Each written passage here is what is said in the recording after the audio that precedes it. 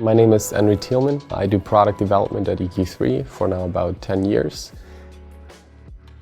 EQ3 was established back in 2001. At that time, there was not a lot of modern furniture available in the market, almost non-existent in Canada, and the intent was to create really a great offering of furniture that was available to a broad demographic.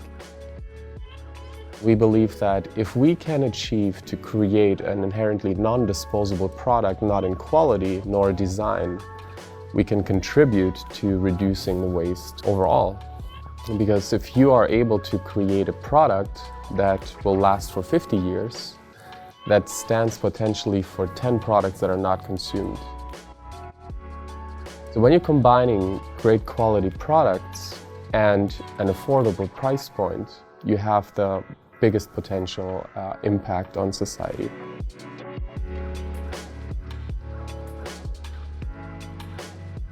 Today we'll be focusing on some really exciting new products that are gonna be coming down the line this fall. We'll give you an introduction and hopefully you'll get a good idea of who we are. A sofa is probably the most substantial product that we invite into our homes. So at the end of the day, we don't just want to create a shape, we want to create something that is really comfortable, where form, function, design, comfort go hand in hand. Replay is literally the first sofa that EQ3 ever made. It was designed in 2000 and it was launched in 2001. So after 16 years of it successfully being in our range, in 2017 we remastered it and basically re-engineered it from inside out.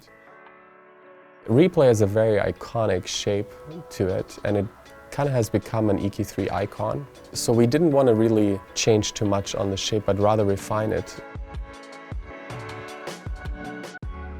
When floating Replay in the middle of the room, it not only looks good from all angles, but it also makes it quite easy to move around it with unsharpened corners in the back.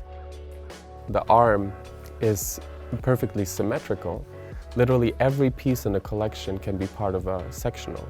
So if somebody chooses to buy a sofa and one day moves into a bigger apartment and wants to extend the sofa, you can literally just buy another piece and add it to the sofa.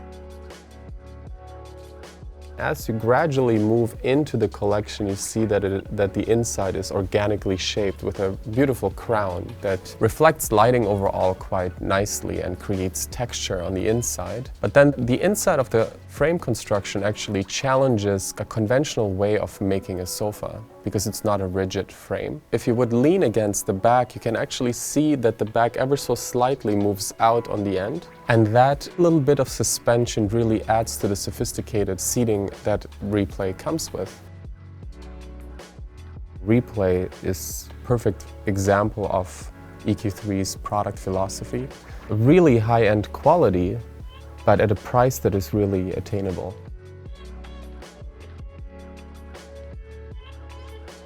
The goal with Joan was to really create for us an opening price point sofa. Opening price point sofas in general are maybe the most complex projects to tackle because you have to be conscious about literally every ingredient that goes into a sofa while not compromising on the overall quality. Joan overall has certain features that connect it to a mid-century modern approach, yet we didn't want to go back in time and basically updated the features to be very contemporary modern. When you look at the sofa, the tufting detail is actually introduced to be able to create these highs and lows on the seating surface and on the back cushions, grabbing the fabric without any apparent seams and creating a pull detail. It took us about 8 rounds just to refine the tailoring of it. We really wanted to make the cover fitting like a perfect suit. Our prototyping builder, Edgar Oquendo, he's really a master in tailoring, so it's really the approach, it's like a fashion approach of creating the perfect cover. When you flip down the back cushions, you see that also the hidden parts of the collection are really thought through and detailed. We use compound fabric that has the EQ3 logo on it. When you receive it like that, the first impression is of a really high-end upholstery piece. Then the leg is shaped like a sculpture. It has these flares on the top and on the bottom, really lifting up the sofa but also grounding it. I think that overall the opening price point comes from our hard work of really thinking every aspect of the collection through, really allowing for a sofa that is not compromising in quality at all.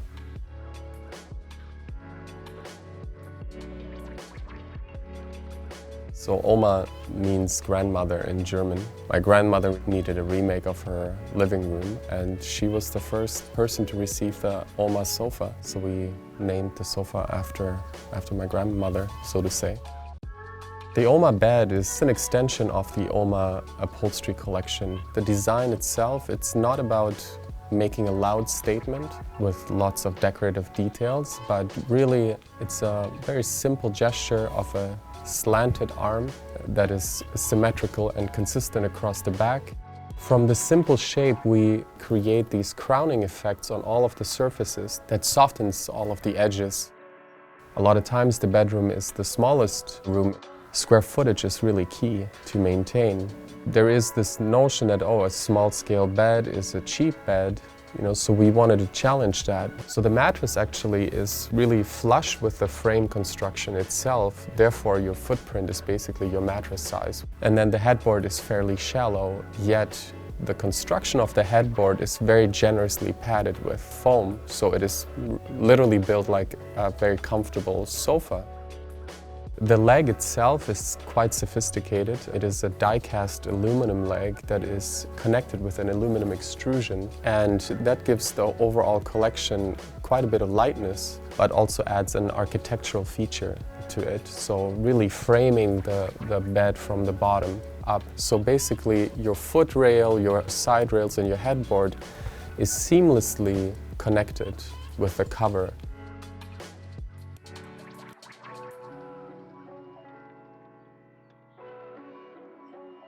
So Ben we developed over the course of 1.5 years. The collection is made entirely of solid American walnut and solid American white oak. And Ban actually means board in Chinese. And that's a hint of where we are making it in northern China with a partner that we have worked with for a long time. And we actually leveraged our production capabilities here in-house to prototype different iterations of those slats to create the basic shape made of plywood. So instead of having to fly back and forth, we really refined the shape in-house. Ban overall is bridging the gap between a case-good coffee table and an accessory. We integrated these trays that perfectly fit into the slats, but we literally designed the negative space in between those slats. When the tray is nested into those slats, the negative space becomes a space that your fingers can actually lift up easily, the tray. It imagines how a coffee table is used, usually to entertain or to bring things back and forth. The tray, with this fairly simple basic design language, they also have two functions. On the one hand, it carries objects, but also it elevates it. It's like a pedestal, so to say. The footprint of this table and the original voyage that it made is very small in comparison to its lifespan of the product. If you create a product that will last 50 years, it may not make it necessary to exchange it more frequent times, so you have less product ended up in landfills.